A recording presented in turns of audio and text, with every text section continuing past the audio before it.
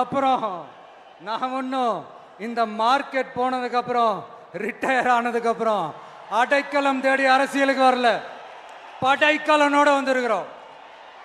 Powerful ஃபோர்ஸோட, மாபெரும் படை வரிசையோட எல்லாத்துக்கும் தயாராகி தான் வந்திருக்கிறோம். இன்னைக்கு என்ன பல பேர் சொல்லி கூப்பிடுறாங்க, எல்லாமே எனக்கு பொருந்தும். எனக்கு எல்லா வேஷமும் போட்டிருக்கேன் நான். எனக்கு நீ வேஷம் கட்டாத.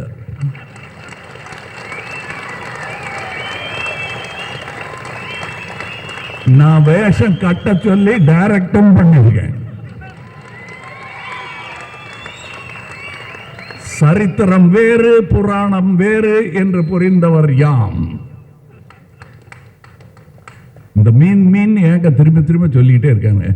வாட் யூ மீன் பை மீன்? எல்லாரும் மீன் பேசிட்டு இருக்காளே அப்படி கேட்டீங்கன்னா நான் சொல்றேன், மீன் எங்கள் கொடியில் இருக்கும், புலி எங்கள் நெஞ்சில் இருக்கும், வில் எங்கள் கையில் இருக்கும். வில் இருந்தால் வழி உண்டு. there is a will, அது இங்கிலீஷ்ல there is a way. அதைத்தான் செய்து கொண்டிருக்கிறோம், அதைத்தான் தொடர்ந்து செய்வோம். அதற்கு தோள் கொடுப்பதில் எனக்கு எந்த பயமும் இல்லை. அது என் கடமை. சொல்ல வேண்டிய இடத்தில் சொல்லிவிட்டேன். என் தோள், எனக்கு 3 அம்மா. ஒரு அம்மா செத்துட்டாங்க, என்னை பெத்த அம்மா. அப்புறம் மிச்சம் இருக்கிறது என் சினிமா, இந்த இந்திய தாய். இந்த 2 தாய்களுக்காக என் 2 தோளும் இருக்கும். என்னை இடது பக்கமும் யாரும் இழுத்துற முடியாது மொத்தமா, வலது பக்கமும் யாரும் இழுத்துற முடியாது மொத்தமா. என் பெயர் கமல்ஹாசன். நான் இந்த கோலத்தில் தான் பொறுப்பேன். இதுவும் புரியலன்னா அப்புறம் என்ன பண்ணலான்னு பார்க்கலாம். நான் போர் என்று கலைஞர் நமக்கு சொன்னார், அப்பா இங்கிலீஷ் தான்ப்பா கேடையாம், இதுதான் வாழ்னு. ஏன்னா சண்டை போட்டே பழகிட்டோம் நமக்கு, அதனால் சண்டை சொன்னாதான் புரியுங்கிறதுக்காக சொன்னார். அது சொல்லி ரொம்ப நாள் ஆச்சு. அது சொல்லும்போது குழந்தைகளாக இருந்தவர்களாம் மீசை முறுக்கிட்டு இந்த மேடையில் உட்காந்துருக்காங்க. அதனால அந்த போருக்கு நாள் குறிக்கும் பழைய பஞ்சாங்கத்தை தூக்கி போட்டுட்டு புதுசாக நாம் சொல்லுவோம். நாம் குறிக்கிற தேதி நாளைக்கு நல்லது நடக்கும் என்பதற்காக குறிக்கப்படும் தேதி. அது நடந்தே தீரும், நடக்க வேண்டும். அதாவது ஆகாரத்திற்காக அழுக்கை சாப்பிட்டு தடாகத்தை சுத்தப்படுத்துகிறதே மீன். அதை போல நாம் எப்படி 2 திராவிட மனங்கள் என்னை ஆட்கொண்டு விட்டது என்பதை பாருங்கள்.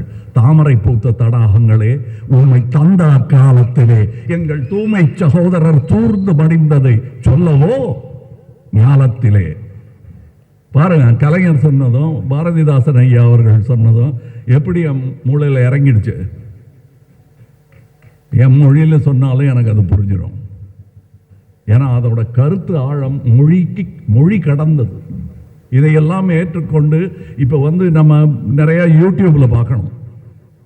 கிண்டல் அடிக்கிறாங்க, கேலியா பேசுகிறாங்க. ஆனால் அது ஒத்துக்கொள்ளப்பட்ட உண்மை. 2 மலையாளிகள் சந்திச்சுக்கிட்டாங்கன்னா, ஓ மலையாளியானோ அப்படின்றாங்களே, நம்ம தமிழர்களும் தமிழனானோ அப்படின்னு சொல்கிறாங்க. தமிழ்நானியே அடடே வா அப்படின்னு சொல்கிறது எல்லாருக்கும் உண்டு.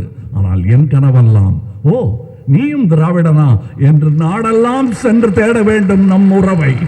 அப்பொழுது சொல்வோம் உயிரே உறவே தமிழே என்று.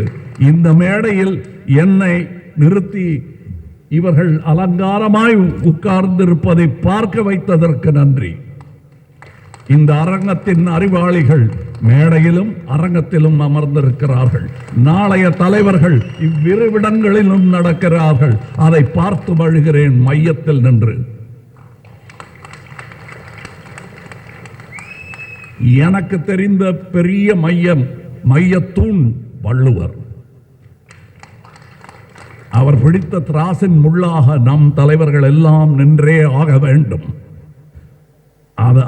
அவர்களுக்கு அடிவருடுவதில் எனக்கு எந்த வெட்கமும் இல்லை, கோபமும் இல்லை, அது பெருமையும் இல்லை, என் கடமை. அதுக்கு முன்னாடி குழந்தைகளோட இவர் நின்றுட்டு இருந்த போட்டோ பார்த்த போது எனக்கு தோணுது, அப்படியே கொட்டிட்டேன். இந்த கூட்டத்தில் தான் அப்படித்தான் அளந்தெல்லாம் பேச வேண்டியதில்லை, மனசில் பட்டதை பேசலாம். ஆனால் வெளியே போகும்போது ஜாக்கிரதையாக பேசணும். அது எனக்கு தெரியும். இங்கே என்னை அவர்கள் ஏன் கொண்டாடுகிறார்கள் என்றால், ஆகாரத்திற்காக மற்றவரின் மேல் என் குளத்தில் போட்ட குப்பையெல்லாம் நானும் சாப்பிட்டுட்டு தான் இருந்தேன். இன்னைக்கு என்னை பல பேர் சொல்லி கூப்பிடுறாங்க. எல்லாமே எனக்கு பொருந்தும். எனக்கு எல்லா வேஷமும் போட்டிருக்கேன் நான். எனக்கு நீ வேஷம் கட்டாத.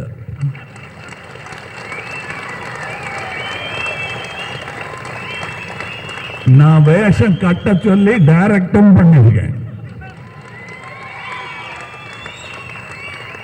சரித்திரம் வேறு புராணம் வேறு என்று புரிந்தவர் யாம். இந்த மீன் ஏங்க திரும்ப திரும்ப சொல்லிக்கிட்டே இருக்காங்க. வாட் யூ மீன் பை மீன்? எல்லாரும் மீன் பேசிட்டு இருக்காளே அப்படி கேட்டீங்கன்னா நான் சொல்றேன், மீன் எங்கள் கொடியில் இருக்கும், புலி எங்கள் நெஞ்சில் இருக்கும், வில் எங்கள் கையில் இருக்கும். வில் இருந்தால் வழி உண்டு. there is a will, அது இங்கிலீஷ்ல there is a way. அதைத்தான் செய்து கொண்டிருக்கிறோம், அதைத்தான் தொடர்ந்து செய்வோம். அதற்கு தோள் கொடுப்பதில் எனக்கு எந்த பயமும் இல்லை. அது என் கடமை. சொல்ல வேண்டிய இடத்தில் சொல்லிவிட்டேன். என் தோள், எனக்கு 3 அம்மா. ஒரு அம்மா செத்துட்டாங்க, என்னை பெத்த அம்மா. அப்புறம் மிச்சம் இருக்கிறது என் சினிமா, இந்த இந்திய தாய். இந்த 2 தாய்களுக்காக என் 2 தோளும் இருக்கும். என்னை இடது பக்கமும் யாரும் இழுத்துற முடியாது மொத்தமா, வலது பக்கமும் யாரும் இழுத்துற முடியாது மொத்தமா. என் பெயர் கமல்ஹாசன். நான் இந்த கோலத்தில் தான் பிறப்பேன். ஒரு நாட்டில் ஒரு ராஜா தனக்கு பக்கபலமா இருக்கிறதுக்காக, கூட துணையா இருக்கிறதுக்காக ஒரு தளபதியை தேடுறாரு. சரியான தகுதிகளோட ஒரு 10 பேர் செலக்ட் ஆகுறாங்க. ஆனால் அதில் ஒருத்தர் மட்டும் தான் செலக்ட் பண்ணணும். அதனால் அந்த ராஜா என்ன பண்ணுறாருன்னா ஒரு டெஸ்ட் வைக்கிறார். அந்த 10 பேர் கையிலையும் விதை நெல்லை கொடுத்து இதை நல்லா வளர்த்து கொண்டு வாங்க, ஒரு 3 மாதம் கழிச்சு வாங்கன்னு சொல்லி அனுப்பி வச்சிடுறாரு. 3 மாதம் கழிச்சு வரும்போது அதில் ஒருத்தர் ஆள் உயரத்துக்கு வளர்த்துருந்தாரு, ஒருத்தர் தோல் உயரத்துக்கு வளர்த்துருந்தாரு. அதில் ஒரு 9 பேரும் நல்லா வளர்த்து கொண்டு வந்திருந்தாங்க. ஒருத்தர் மட்டும் வெறும் தொட்டியோடவே வந்தார். என்னன்னு கேட்டதுக்கு, நானும் தண்ணி ஊற்றி பார்க்குறேன், உரம் வச்சு பார்க்குறேன், வளரவே மாட்டேங்குது ராஜா, என்ன பண்ணுறதுன்னு தெரியலன்னு சொன்னதுக்கு ராஜா அவரை கட்டி அணைச்சிக்கிட்டு, இனிமே நீதான் என்னுடைய தளபதி, எல்லா அதிகாரமும் உனக்கு தான் சொன்னார். ஏன்னா அந்த 10 பேர் கையிலையும் ராஜா கொடுத்தது அவித்த விதை நெல். அது முளைக்கவே முளைக்காது. அந்த 9 திருட்டு பயலும் என்ன பண்ணியிருக்காங்கன்னா, வேற விதை நெல்லை வாங்கி அதை வளர்த்துட்டு ராஜாவையும் மக்களையும் ஏமாத்திருக்கிறாங்க. ஆனா இவர் மட்டும் உண்மையை போட்டு உடைச்சிட்டார். அதனால ஒரு நாட்டுக்கு திறமை எந்த அளவுக்கு முக்கியமோ அந்த அளவுக்கு உண்மையும் நேர்மையும் முக்கியம். இப்போ நீங்க எல்லாரும் தான் அந்த ராஜா. நீங்க தேர்ந்தெடுக்க போற அந்த தளபதி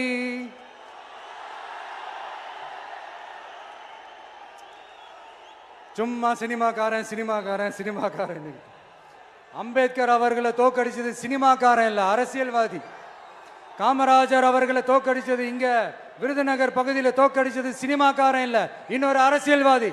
இன்னைக்கும் நம்ம கூட வாழ்ந்துட்டு இருக்கிற நல்ல கண்ணு ஐயாவை தோக்கடிச்சது சினிமாக்காரன் இல்ல, அரசியல்வாதி.